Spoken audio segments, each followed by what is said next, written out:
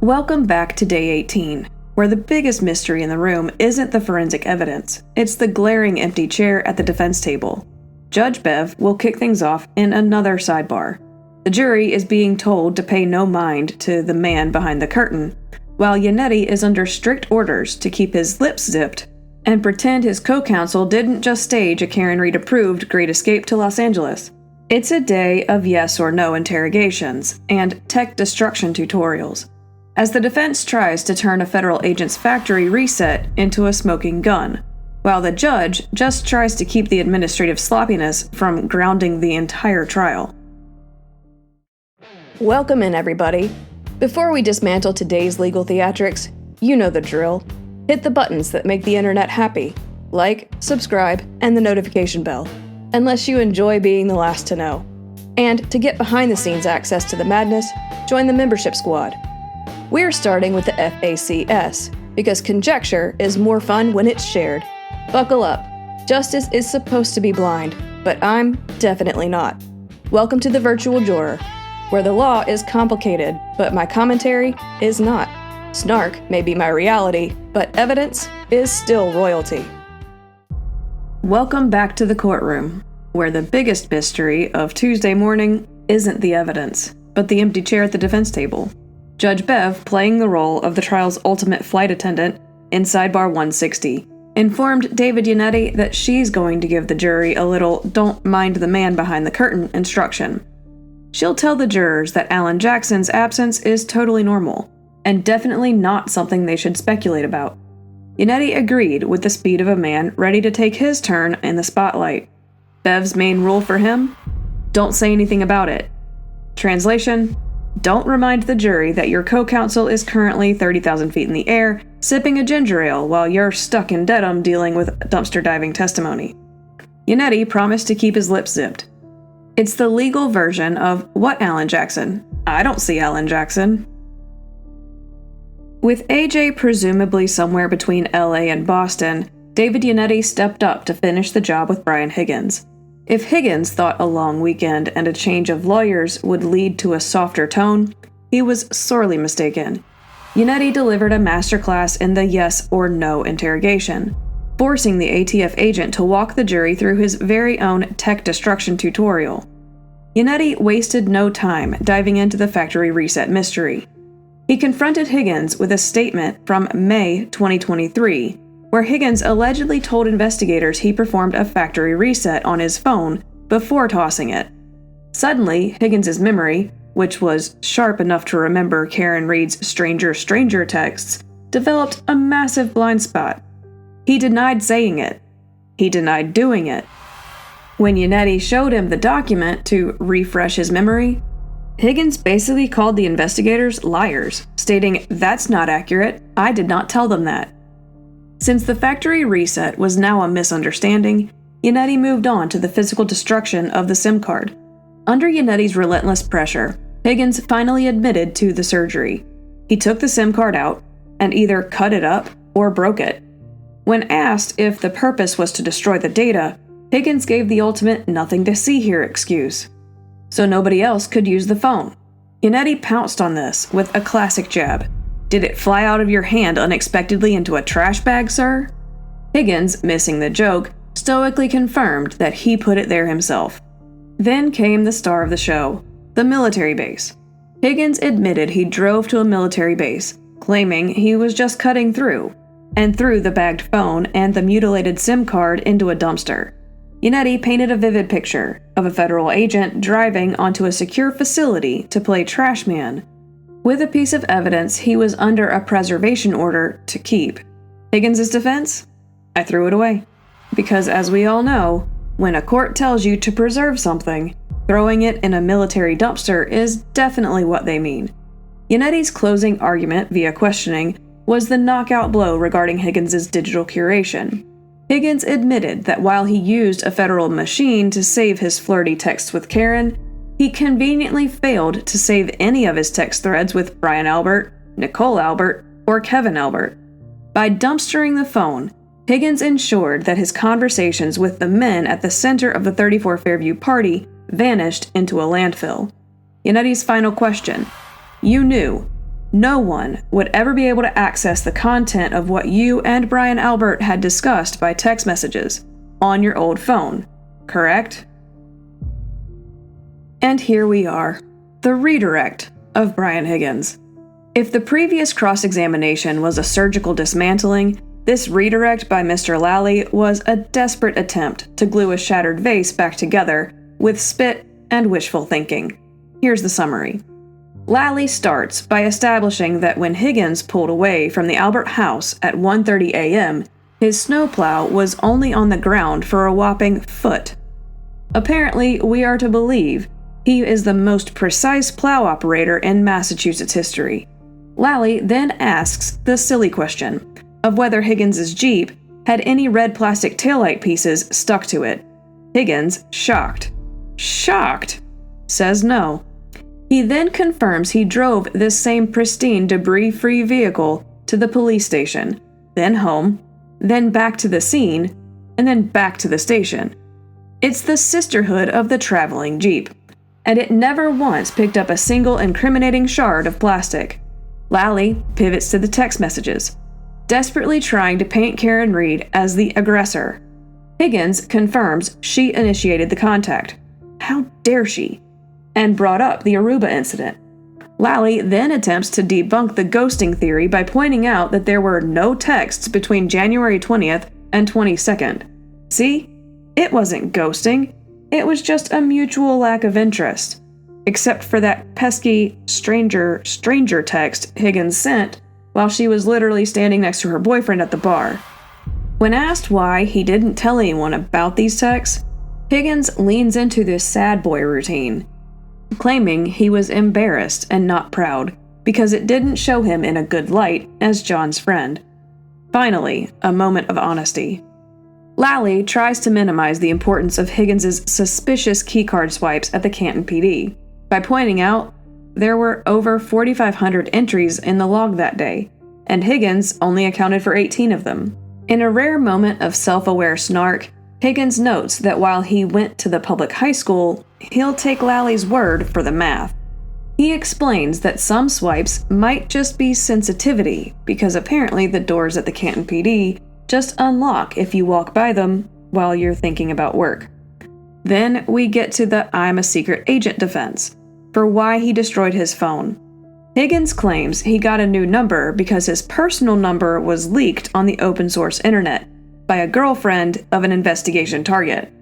As for why he physically threw the phone into a dumpster on a secure military base, well, it was beaten and broken, and he had no kids or typical memories to save. He just tossed it in with the rest of his trash because he doesn't have curbside pickup in Barnstable. It was just a total coincidence that he destroyed the phone and the SIM card right after a judge denied a motion for the defense to see it, but while an appeal was still possible. Nothing to see here. Lally closes with a flourish. If you had seen John O'Keefe on the side of the road, what would you have done? Higgins, channeling his inner tactical medic firefighter hero, swears he would have done something to make a difference. Presumably that something wouldn't have involved a dumpster at a military base. Now we've reached the great keycard compromise of Sidebar 161. If you were expecting a legal battle of titans, you're going to be sorely disappointed. This was less a few good men and more, can I borrow your pencil? Yannetti sidles up to the bench because Lally spent the last 10 minutes droning on about the 167-page keycard log. So, naturally, Yannetti wants to actually put the thing into evidence. The only problem? Yannetti's copy is covered with his own highlighting, presumably in aha, gotcha, yellow, and he needs a clean version. In a rare moment of playground cooperation, Lally offers up his own copy. Yannetti, perhaps stunned that Lally actually shared something without an objection, asks, "Can I use your copy?" And Lally confirms that yes, he is capable of basic human kindness. The judge, sensing that the jury's collective will to live is fading, suggests that they handle the paperwork right there at the bench. Yannetti has just a few questions left, but everyone agrees to skip the theatricality of marking the 4,500 entries in front of the board people in the box. Lally, maintaining his signature aura of, "I'm just here so I don't get fined," notes that it makes no difference to him. The sidebar ends, the highlighted copies are tucked away, and Exhibit 105, the 167 pages of Higgins' digital footprint, is officially entered into evidence. No fireworks, no drama, just lawyers sharing office supplies. Welcome to the grand finale of Brian Higgins' memory gymnastics, where the timeline of total coincidence finally meets its match. If you thought the keycard logs were a snooze, this recross examination is where the defense tries to turn Higgins into a human pretzel. Yannetti starts by poking at Higgins' excuse for ditching his phone. Apparently, Higgins was so terrified by a phone call from an investigation target on July 25, 2022, that he did absolutely nothing about his phone or the number for the next 2 months. Nothing says high-level security concern like keeping the compromised line active until the leaves start changing color. Then we pivot to Higgins' feelings about his thirsty text exchange with Karen Reed. He's not proud of them. He even admits he was embarrassed, mostly because Yannetti reminded him he'd said that exact word 5 minutes prior. Higgins claims he's a private guy who keeps things to himself, but then he has to admit he actually blabbed about the texting and the infamous kiss to his boss while it was happening. So he's private, but apparently not when there's office gossip to share. And then comes the kicker, the mathematical miracle of the defense's dreams. September 29th, Higgins gets a brand new phone and a brand new number. September 30th, the very next day, he's served with a court order telling him to preserve his phone data. Yannetti tries to stick the landing by asking Higgins if he's familiar with the term consciousness of guilt.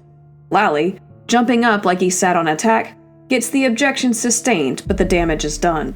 Higgins is dismissed, presumably to go find a calendar that doesn't make him look like he's been hiding evidence. Higgins exits, the defense is grinning, and the jury is left wondering if September 29th is the international holiday for trashing electronics. After the high-octane drama of Brian Higgins basically admitting he treated a court-ordered preservation notice like a suggested reading list, we move into Sidebar 162, the logistics of the littles. Lally approaches the bench to announce that his next 2 witnesses are minors. In classic Lally fashion, he isn't entirely sure if they've actually bothered to show up yet. It's a strategy again, scheduling a trial around the arrival of children who may or may not be in the building. Because these witnesses aren't old enough to buy a lottery ticket, let alone deal with the circus of a televised trial, Lally notes that they need some camera accommodations. The court confirms that a media blackout order is in place, basically telling the press, you can look, you can take notes, but you better not let the internet see them. The judge, perhaps realizing that a courtroom full of glaring lawyers and a consciousness of guilt vibe might be a bit much for a middle schooler, suggests a 10-minute recess. This gives Lally time to actually find his witnesses and sneak them into the courtroom, so they aren't forced to do a perp walk in front of the gallery. Yannetti, having already landed his punches for the day, is perfectly fine with the break. The sidebar ends with everyone agreeing to a 10-minute timeout to set up everything. This is legal speak for let's find the kids and make sure the cameras are pointed at the floor. Or the only fan. Commonwealth Witnesses 44 and 45 are John O'Keefe's nephew and niece. Well, isn't that just the cherry on top of the secretive sundae? After all the logistical fussing over camera angles and media blackouts, and finding the witnesses in the hallway, the official record of what they actually said is about as clear as a window painted black. Lally spends Sidebar 162 making sure these kids are shielded from prying eyes of the public and the cameras. The witnesses take the stand.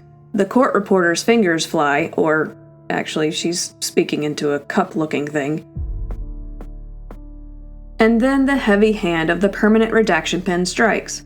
We're left with illegal Mad Libs, where every noun, verb, and aha moment has been replaced by a giant block of gray. It's the ultimate courtroom cliffhanger. We know they were there. We know they were roughly between 12 and 16, and we know everyone agreed to hide them. But as for what they added to the consciousness of guilt tour, That remains a secret between them, the judge, and the four walls of the courtroom. So, we're moving on to the next witness on the public record, since we can't read through a black box. But first, welcome to Sidebar 163, the palate cleanser. After the mysterious appearance and subsequent vanishing act of the child witnesses, the court finds itself in a bit of a logistical pickle. The top secret portion of the trial is over. Since the kids have finished their fully redacted testimony, the judge decides it's safe to let the media, who were presumably sitting in the hallway contemplating their life's choices, back in to set back up. Lally, ever the master of the pivot, announces that the Commonwealth is done with the neighborhood drama for a moment. We are officially shifting into medical testimony. This is the legal equivalent of moving from a YA novel straight into a textbook on anatomy. The next person up, Dr. Rice. The judge realizes that the jury has just endured a weird, disjointed morning of abbreviated breaks and courtroom musical chairs. To keep them from revolting, she grants them a proper 15-minute morning recess, while the courtroom is restored to its non-redacted, camera-friendly state. Strap in, because we've officially moved from the I destroyed my phone portion of the trial to the I have more degrees than you segment. Enter Commonwealth Witness 46, Dr. Justin Rice, an emergency medicine physician who seems to find the witness stand only slightly less intuitive than a flexible microphone. Lally starts with the mandatory, tell us why we should care what you say tour. Dr. Rice has been an attending medical physician since 2008 and has spent over a decade at Good Samaritan Hospital, though he recently moved to South Shore Health. He's a product of William and Mary for chemistry and the University of Virginia for medical school, followed by a residency at the University of Pennsylvania. For those of you playing at home, a residency is specialization training. And yes, he's board certified, which required both a written and an oral exam that he presumably passed with flying colors, since he's not currently working at the Jiffy Lube. To set the scene for the jury, Rice describes Good Samaritan ER as a cozy little nook featuring 36 treatment rooms, an express care area, a lot of hallway stretchers, the universal symbol of an overcrowded ER, a skeletal morning crew of 2 doctors and a handful of nurses. Rice confirms he was on the 6 a.m. shift that fateful morning, the incident morning. He acknowledges that he was the physician tasked with the unenviable job of treating John O'Keefe. Lally hands the doctor a thick stack of documents. Rice, exhibiting the typical efficiency of a man who has patients waiting, asks if he needs to read every single page or just acknowledge that it's the medical chart he dictated himself.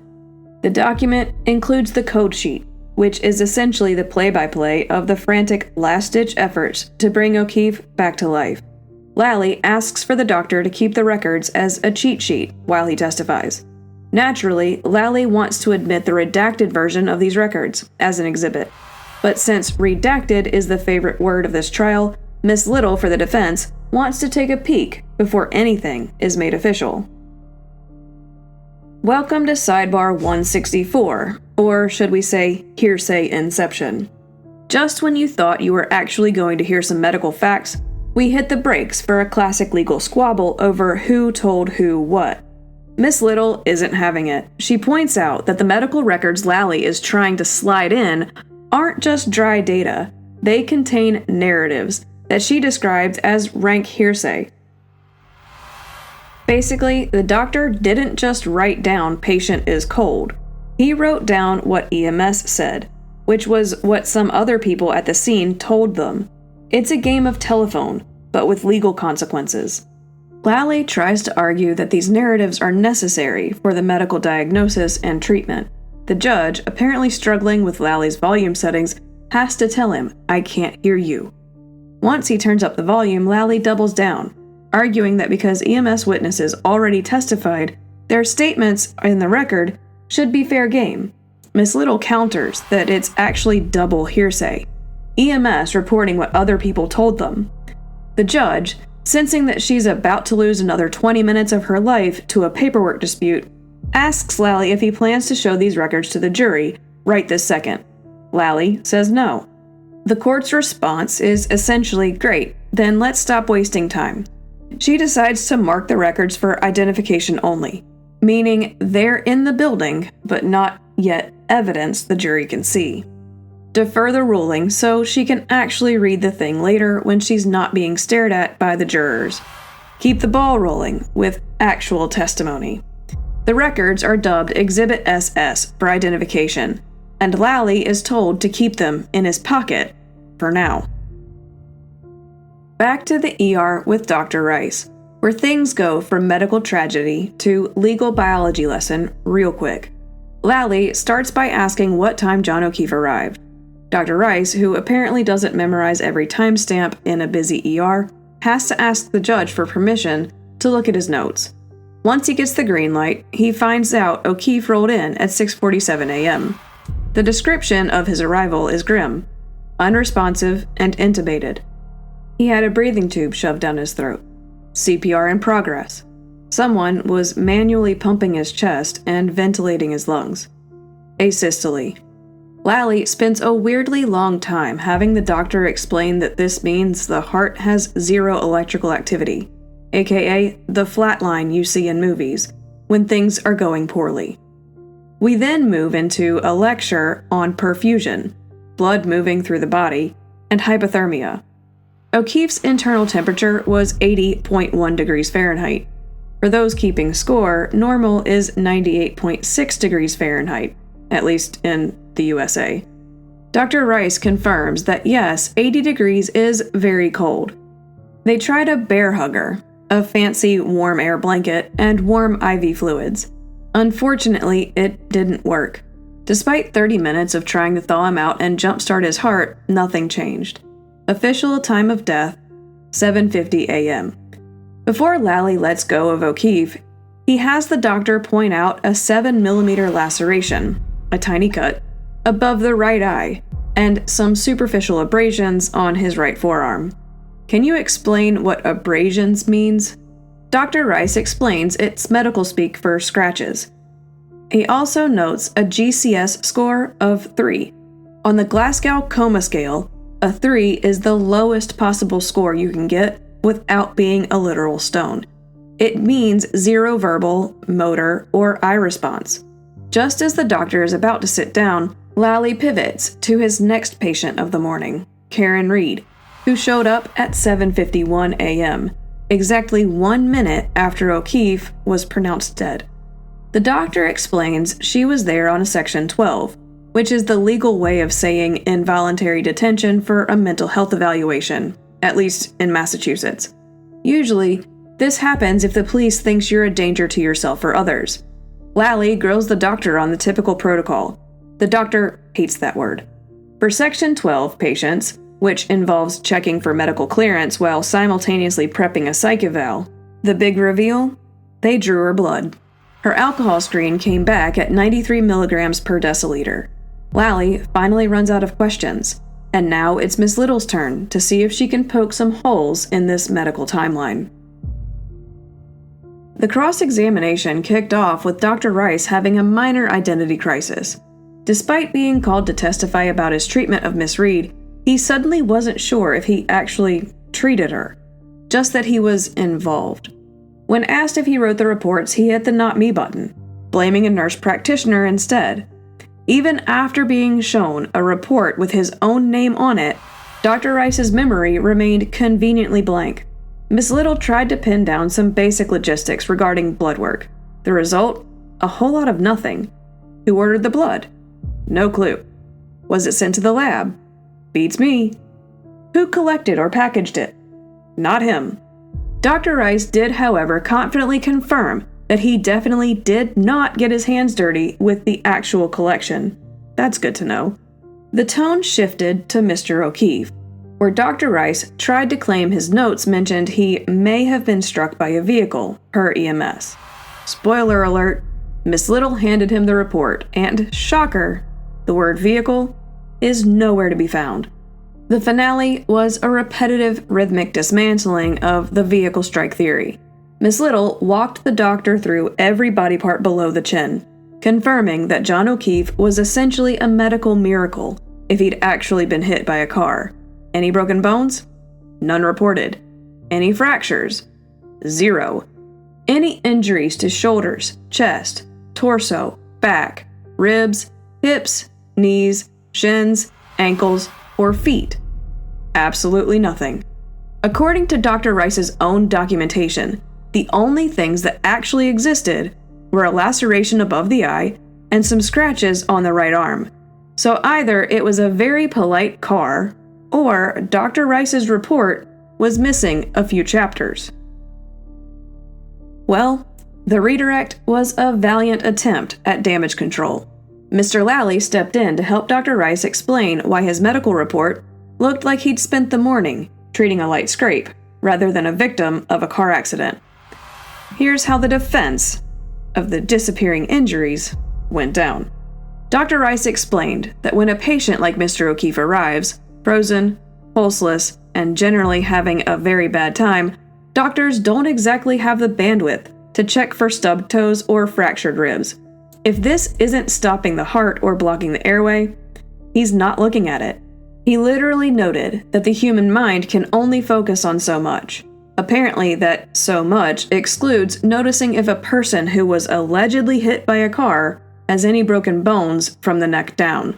To drive the point home, Dr. Rice clarified his reporting criteria. He wouldn't note an injury to an otherwise intact extremity during a resuscitation. For an injury to be pertinent enough to make it into his notes, while he's busy with CPR, we're talking traumatic amputation, as in a missing limb. Translation: unless a limb was literally missing from the scene, Dr. Rice wasn't going to let it clutter up his paperwork. To wrap things up, Lally had him read his clinical impression from the chart. It was short, sweet, and conveniently vague. Cardiac arrest, head trauma, exposure to environmental cold. Still, no mention of a car, but hey, at least they settled on head trauma. With that, the doctor was excused, and the court decided the jury deserved an abbreviated lunch. 30 whole minutes, so they could stay until 4:30 p.m. The lawyers were left to bicker over redactions while the rest of the room went to find a sandwich. Make it ham. Meet Commonwealth Witness 47, Dr. Garrey Fowler, a pathologist who spent a significant portion of his afternoon being told by the judge to please, for the love of all that is holy, speak into the microphone. Between the courtroom fans and the doctor's fading volume, it was a miracle anyone heard a word. But here is the summary of his testimony. Dr. Fowler is very well educated, a fact established through an exhaustive trek through his history at Tufts, undergrad, medical school, and residency. He's been a pathologist at Good Samaritan since 2015 and is the chief of pathology, which basically means he's the guy that makes sure the lab isn't just guessing when they look at your blood. The prosecution spent a lot of time making sure we know that Good Samaritan is very, very anti-alcohol, at least when it comes to swabbing arms. You never use an alcohol swab for an alcohol test, because, in theory, it could contaminate the sample. To prevent forgetful phlebotomists from messing up, the hospital supervisor allegedly removed almost all alcohol swabs from the ER entirely. If Karen Reed's blood had extra alcohol in it, Dr. Fowler is confident it didn't come from a stray wipe. This is where things got technical. Dr. Fowler explained that the lab doesn't test whole blood. They centrifuge it at 3,300 RPMs to get the watery plasma portion. Alcohol loves water, so it concentrates in the plasma. Because of this, testing plasma always yields a higher alcohol reading than testing whole blood. While Dr. Fowler is aware that legal limits are based on whole blood, he clarified that the hospital is not in the business of doing that math for the lawyers. They just provide the raw, slightly higher number and let everyone else fight over the conversion. As for Miss Reed's specific results on January 29, 2022, the process was surprisingly efficient. Her blood alcohol was reported at 93 milligrams per deciliter, except they can't prove when her last drink was. The order went in at 9:03 a.m. The blood was drawn about 10 minutes later, and the final result was in the system within 50 minutes. In short, the lab followed its checklists. The fans stayed off just long enough for him to finish, and Karen Reed's blood was processed faster than a Starbucks order during rush hour. Miss Little was back at the podium to ask questions of Dr. Fowler, who found himself in the hot seat as the defense attempted to turn his high-tech lab into a glorified mood ring. She immediately went for the "you're just a doctor, not a detective" angle. She got the doctor to admit that the hospital tests are screening tests, meant for quick diagnosis and treatment, whereas forensic labs are all about accuracy and reliability at all costs. Dr. Fowler took offense at the idea that his lab isn't accurate, flatly disagreeing that forensic priorities are somehow superior to his clinical ones.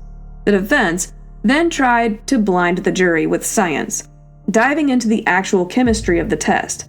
Dr. Fowler confirmed that serum tests don't actually measure alcohol directly. They measure NADH, a byproduct created when the body breaks down booze. Little suggested that things like trauma, muscle loss, and lactic acid can also hike up NADH levels, leading to falsely elevated results. While Dr. Fowler admitted that interference can happen and mentioned his Roche machines usually flag it, he claimed he hadn't read specific studies linking muscle weakness to these errors. Dr. Fowler doubled down on his previous testimony. He's not a human calculator.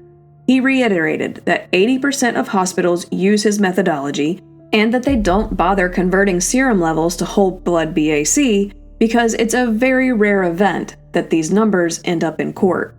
Finally, he admitted that his test result doesn't say when the alcohol was consumed. It's just a single data point from 9:08 a.m. on January 29th.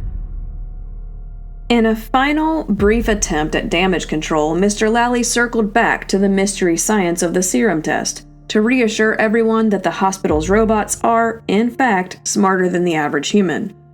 Dr. Fowler put to rest the idea that Miss Reed's blood results were secretly hijacked by high lipids or liver issues.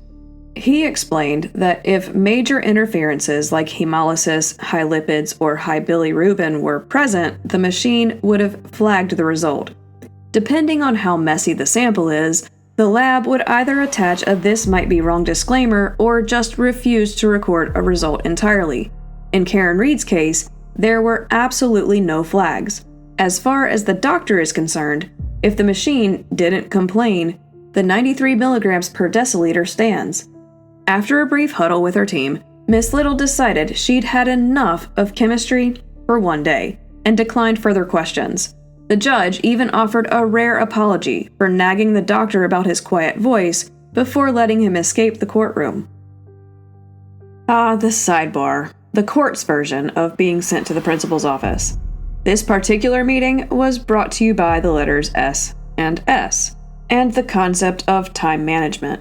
This is the "I'm not mad, I'm just disappointed" sidebar, 165. Judge Cannoni kicked things off by pointing out that she was ready to go at 1:20 p.m., but the lawyers were apparently operating on a different time zone. The SS redactions, part of the medical records, weren't ready. Miss Little offered a classic "the dog ate my homework" variation, claiming she thought lunch lasted until 2 p.m. Pure exasperation vibe from Cannoni. She noted that this kind of delay is exactly what she tries to avoid, while the redactions were just sitting on a desk like a lonely sandwich. Mr. Lally, sensing the tension, tried to pivot to the next legal hurdle, the admissibility of the blood alcohol results. Lally was ready to drag a phlebotomist into the room, if necessary, to prove the results were legit. When the judge asked if the defense actually had an objection to the results, Ms. Little basically shrugged and said no. After all that posturing about formulas and NADH during the testimony, the results were allowed in without a fight. The judge's final directive was the courtroom equivalent of "get out of my sight. Just move it along." With the schedules synced, hopefully, and the objections dropped, the legal circus was cleared to continue. Enter Nicholas Roberts, Commonwealth Witness 48, a former state police crime lab toxicologist who swapped the glamorous world of Massachusetts government work for a private gig at Thermo Fisher. He has a master's degree from Scotland, which sounds fancy, but he spent his afternoon doing math for lawyers to turn Dr. Fowler's hospital numbers into something the jury can actually use to judge Karen Reed. This is the retrograde extrapolation show. Remember how Dr. Fowler said he wasn't in the business of calculating BAC? Well, Nicholas Roberts is. He took that 93 milligrams per deciliter serum result from the hospital and ran it through a conversion factor, using the ratio of 1.18, to turn it into whole blood units. That hospital 93 became a 0.07 or 0.08 at the time the blood was actually drawn, 9:08 a.m. Since she was well below the 0.08 limit by 9 a.m., the prosecution needed him to work backward to the time of the alleged incident. This is where the math got creative. Roberts was asked to calculate what Karen Reed's BAC would have been at 12:45 a.m., assuming she had stopped drinking at 12:45 a.m. He used a standard elimination rate, the speed at which your liver works off that last drink, and accounted for the 2-hour gap between her last sip and her last drink. Because every liver is a snowflake, he gave a range. According to his calculations, at 12:45 a.m., she was somewhere between a 0.13 and a 0.29. Even Mr. Lally had to admit that a gap between 0.13, which is kind of like being buzzed, and a 0.29, nearing a hospital visit, is a bit of a wide range. Roberts explained that because he had to start with the hospital's serum to whole blood conversion, and then stack a time-based math equation on top of it, the uncertainty grows. He claimed the range is wide just to ensure it encompasses essentially anybody within the general population. Translation: he's pretty sure she was drunk at 12:45 a.m., but his math is broad enough to cover everyone from a casual social drinker to someone who treats tequila like water. Miss Little's cross-examination of Nicholas Roberts was essentially a masterclass in pointing out that if you start with a shaky foundation, your house of cards is going to fall, and probably hit a pedestrian on the way. And we're back to math is hard.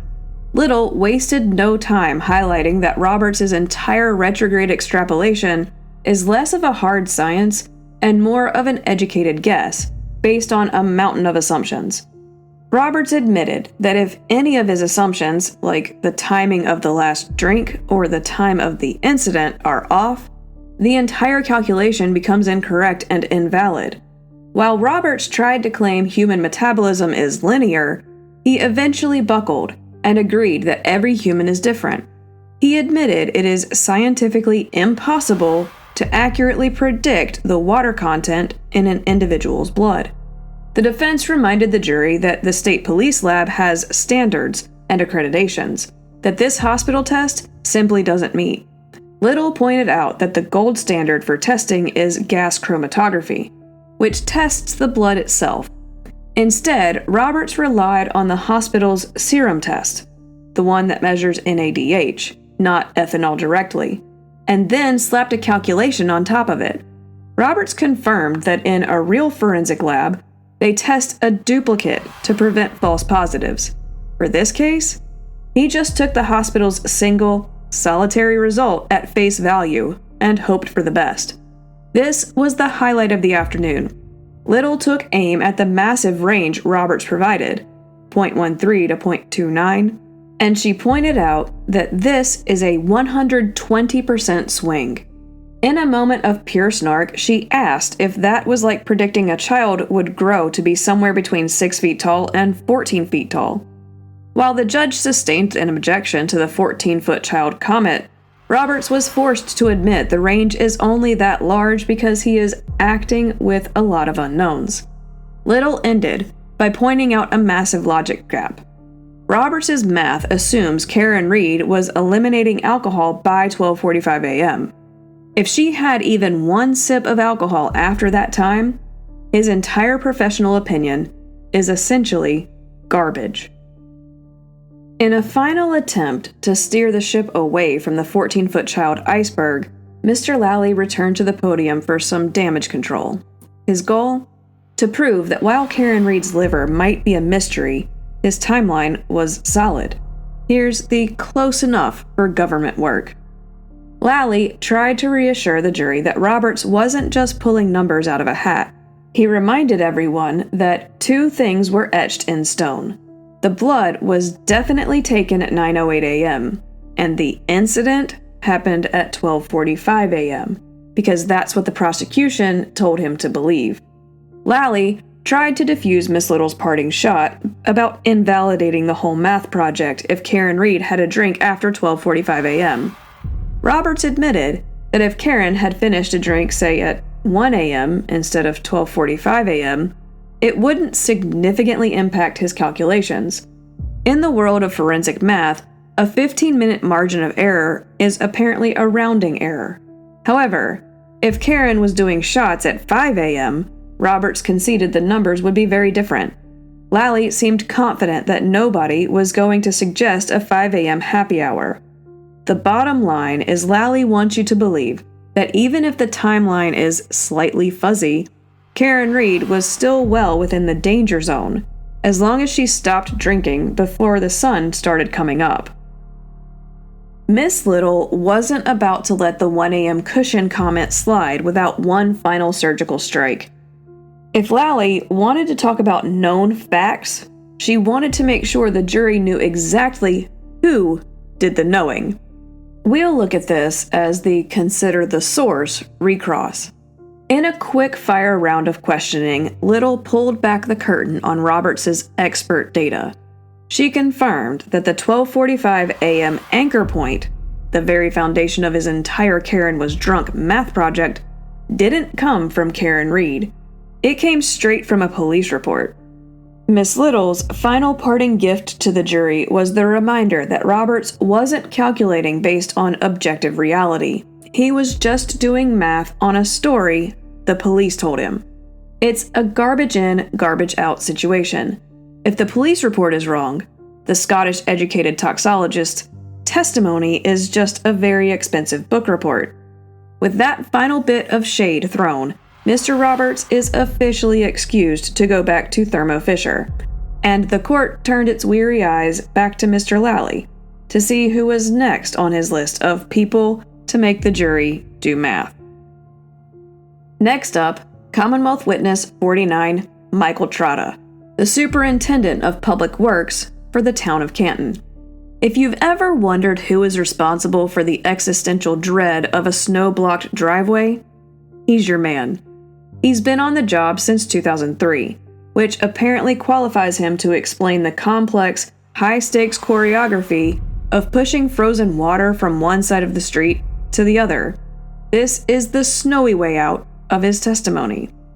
Before getting to the nitty-gritty of salt and sand, Lally made sure to establish that Trotta isn't part of the Canton conspiracy. He doesn't know Karen Reed. He didn't know John O'Keefe.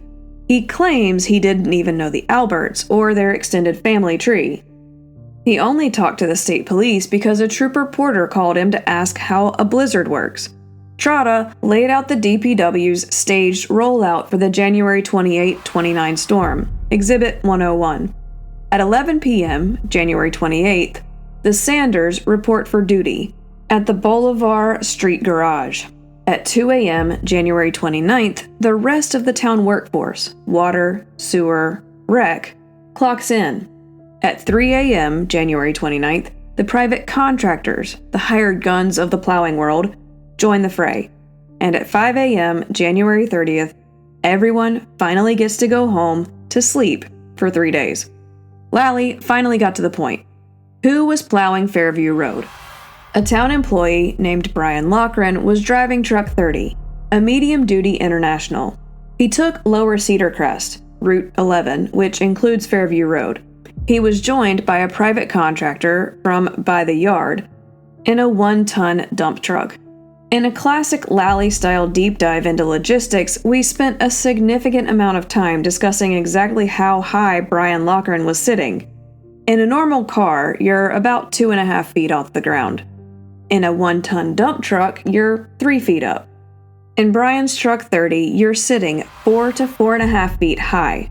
Translation: If there was a body on the lawn, Brian was high enough to see it. Or, at least, that's where we think Lally is heading. Trotta explained that when the snow starts falling, the drivers are told to just plow the middle, to keep the roads open. They don't do the finish cleanup, pushing the snow all the way to the curb, until much later. The bottom line is Lally wants the jury to know that a professional snow pusher was circling Fairview Road in a high-profile truck, starting in the early hours of the morning. Now it's Yannetti's turn to see if he can plow right through this testimony. If Michael Trotta's direct examination was a slow-motion tour of the DPW garage, Mr. Yannetti's cross was a high-speed pursuit of the guy who actually drove the truck. Yannetti didn't need to talk about truck heights. He wanted to talk about why the lead investigator didn't seem to care who was behind the wheel. Here is the missing the point summary of the cross.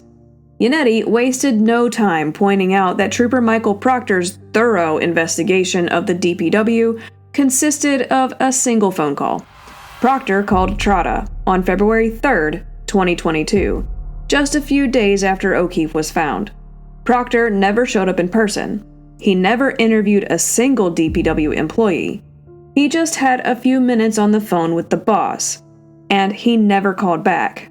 It was one and done. Yannetti then turned to the plow list, Exhibit 109, to see if Proctor was even paying attention. The list showed Brian L. was the driver for Fairview Road. Trotta confirmed that Brian L. is obviously Brian Loughran. Despite Loughran being the guy physically plowing the scene of the crime during the time of interest, Proctor never asked to speak to him. Trotta thinks he might have told Proctor to talk to Bill Walsh, the operations manager, to confirm who was on the route, but Proctor apparently decided he'd heard enough. In a brief moment of blink and you'll miss it shade, Yannetti asked if any of the trucks had a nickname like Frankenstein. Lally objected faster than a salt spreader, and the judge sustained it, leaving the jury to wonder if there's a monster hiding in the Canton DPW fleet. Yannetti ended his performance with a classic bit of "I'm just checking" theater. He had Trotta compare the official exhibit to another copy of the plow plan to confirm they were identical.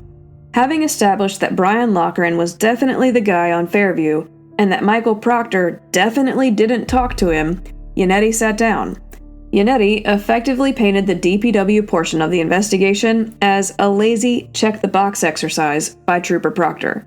He's setting the stage for Brian Loughran to eventually take the stand and tell us what he actually saw, or didn't see, on that lawn.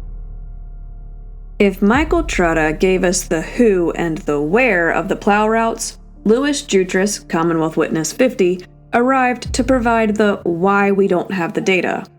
As the IT manager for the town of Canton for nearly 25 years, Jutras is the man in charge of everything from cell phones to the security cameras that, conveniently, are motion-activated and overwrite themselves.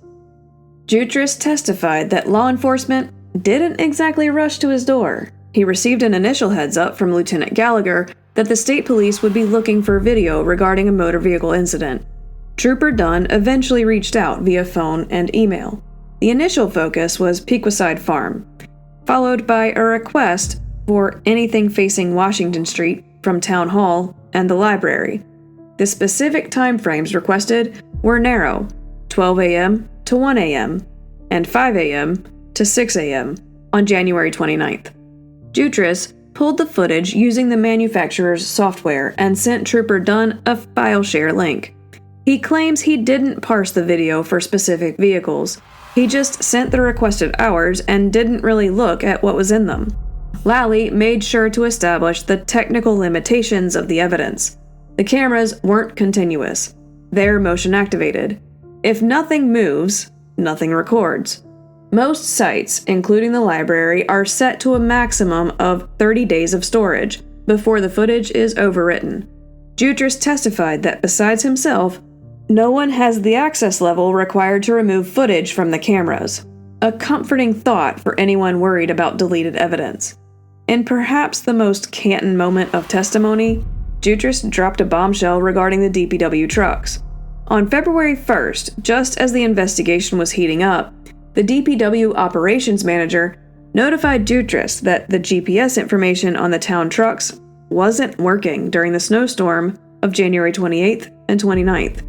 When asked if this was abnormal, Jutras basically gave it a shrug, saying the GPS goes down several times throughout the year, for various reasons like server reboots or network issues. The direct examination ended on a slightly awkward note when Lally tried to show Jutras a disc of the library footage.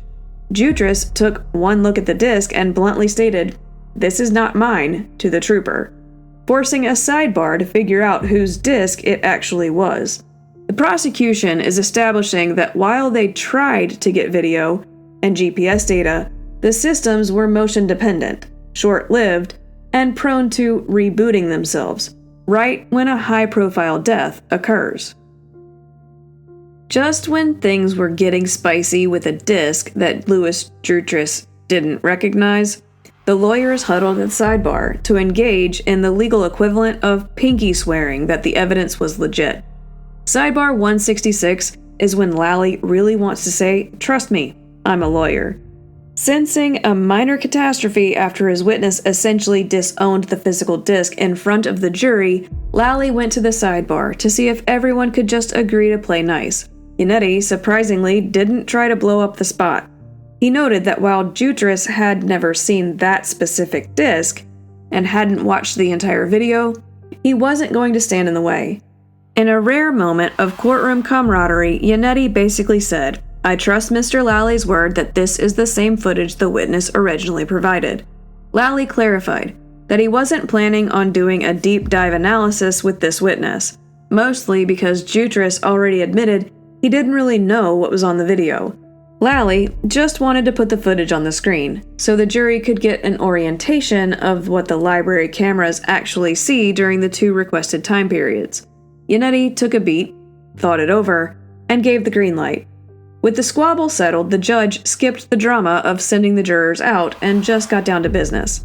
The disc containing the Canton Public Library footage was officially entered into evidence. The disowned disc drama was resolved with a handshake. The jury is about to see some grainy, motion-activated footage from the library. Even if the man who pulled the files doesn't recognize the plastic it's saved on.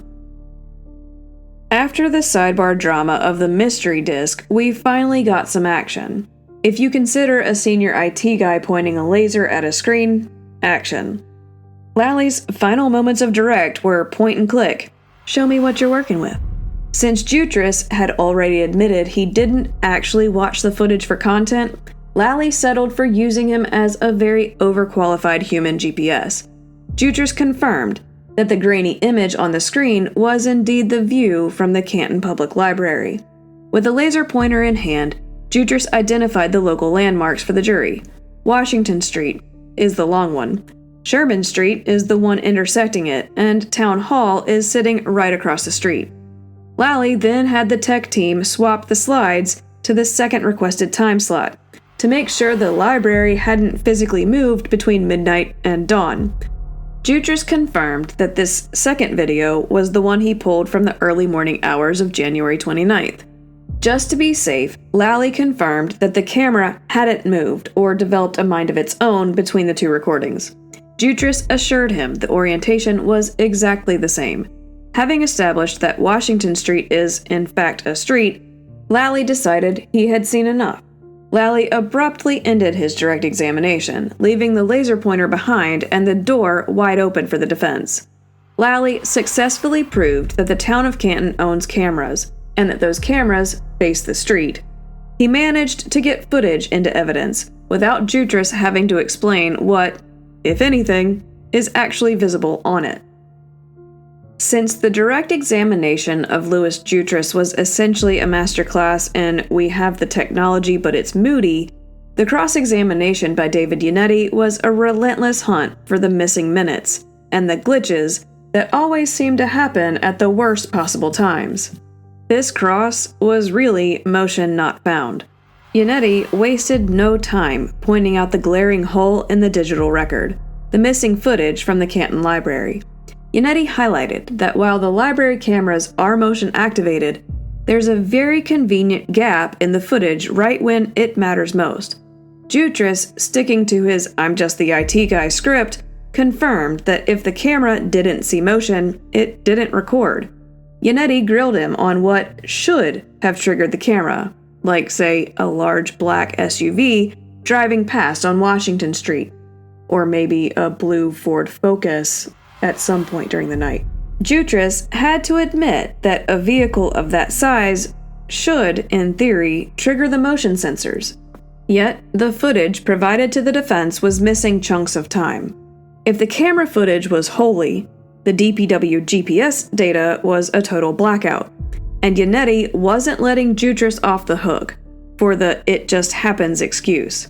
Yannetti leaned hard into the fact that the GPS system for the town's entire fleet of snowplows, the very trucks that would have been on the roads during the storm, allegedly crashed on the exact night John O'Keefe died. Jutras confirmed there was no secondary backup for this data. When the server rebooted or the network blinked, the data was simply gone into the ether. Yannetti's tone made it clear he found this unfortunate timing a little too convenient for a town under investigation. Yannetti also poked at how the state police handled the digital evidence, or rather, how they asked for it. Yannetti pointed out that Jutras only provided what Trooper Dunn asked for. If Dunn didn't ask for the full 24 hours, Jutras didn't give it. Yannetti circled back to the mystery disc from the sidebar. He emphasized that the physical evidence being passed around the courtroom wasn't even something the IT director recognized, suggesting the chain of custody was more like a chain of who knows. Throughout the cross, Jutras maintained a level of technical detachment that would frustrate a saint. Every time Yannetti asked about what was in the videos, Jutras reminded the jury that he didn't really look at them. He just exported the files and sent the link. He's a mailman, not a detective. Yannetti successfully painted a picture of a town whose high-tech security and tracking systems were about as reliable as a wet paper bag when it comes to investigating one of their own. Between the motion-activated gaps and the GPS glitches, the defense wants the jury to believe that the only thing Canton's tech is good at is making evidence disappear. Just when the jury thought they might actually see a witness who could explain the grainy library footage, Sidebar 167 arrived to remind everyone that in this trial, the schedule is as reliable as a Canton DPW GPS unit. This is the "see you in July" end-of-day chaos. Well, at least we thought it was. Lally had to break the news that his next star, Lieutenant O'Hara, was a no-show. Apparently, the lieutenant had a homicide in Worcester, and some other thing in Rhode Island, because nothing says organized prosecution like your next witness being in a different state. Judge Cannoni, clearly feeling the heat of a trial that's moving at the speed of tectonic plates, tried to pin the lawyers down on a finish date. He's hoping to wrap up the prosecution's case by mid-June. At this rate, the jurors probably should start looking into local winter coat sales. Yannetti thinks he can finish the defense case by the week of June 19th. Note, the math here suggests extreme optimism. Cannoni told the lawyers they are on schedule, which is a bold thing to say about a trial that has picked up the pace considerably, and yet still feels like it started in the 1950s. If the jurors were hoping to work a full week to get this over with, they were sorely disappointed. The schedule for the following week is a dizzying jigsaw puzzle. Monday and Wednesday are full days until 4:30 p.m., with shortened lunches. Tuesday, they have off. Thursday is a half day. And Friday, guess what? It's off to the Cape because they're off again. With the lieutenant MIA and the clock hitting 4:03 p.m., the judge gave the jury the standard "don't talk to anyone, don't do research" speech, and set them free for the weekend. The trial is supposedly on schedule, according to the judge, even though the prosecution's next witness is busy elsewhere, and the finish line is a hazy mirage somewhere in the middle of summer. Everyone, go home. Try not to think about the case that never ends, and we'll see you on Monday for another full day of orientation.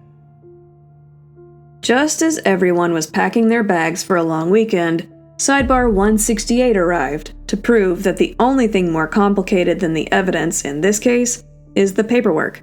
This was Cannoni's homework assignment sidebar. Since Lally's witness list is apparently more of a suggestion than a schedule, we got a preview of next week's revolving door. Lieutenant O'Hara, who was too busy at other crime scenes to show up today, is slated to lead off on Monday.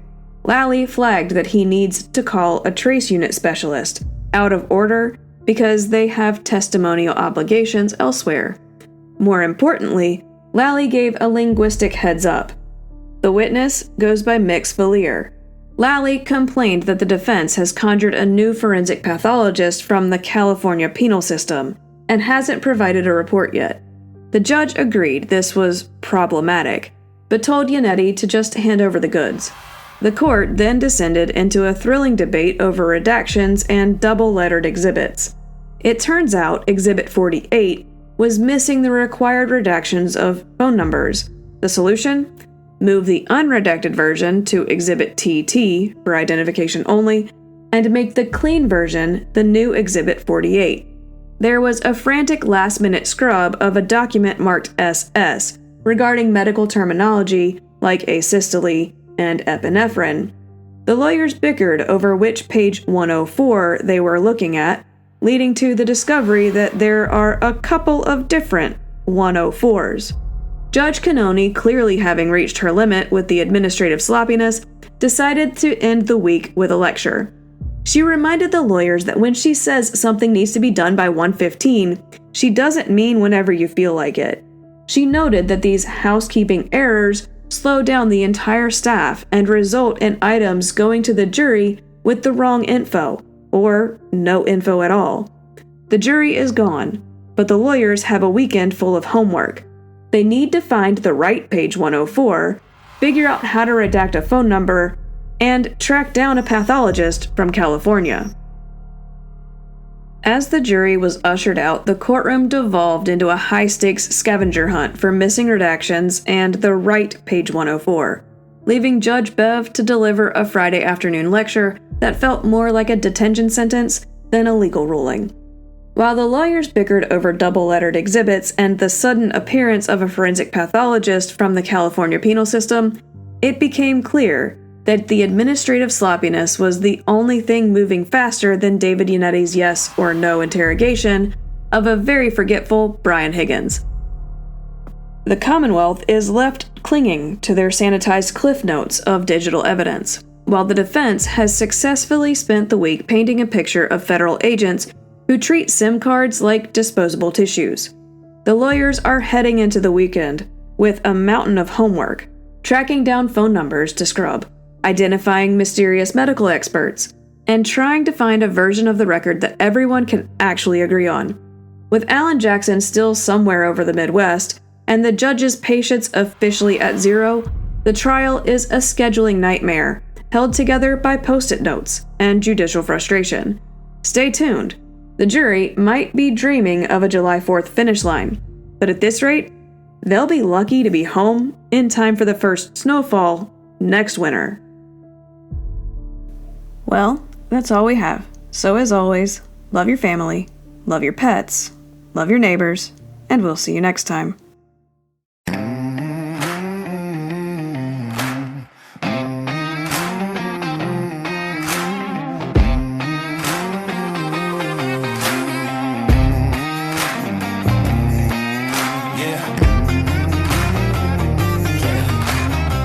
Standing here in the shadows of doubt, wheels of fate turning, can't figure it out. Hands are heavy, hearts of stone. This weight I carry, can't do it alone. Eyes of the crowd running through my skin, their whispers loud. Where do I begin? One road to mercy, one road to pain. Every choice here leaves a blood stain. Bang, bang, bang, bang, bang. As the virtual juror, what do I choose? Every step forward, there's something to lose. Voices screaming, justice chains, rattling fate. What's the price for the call I make?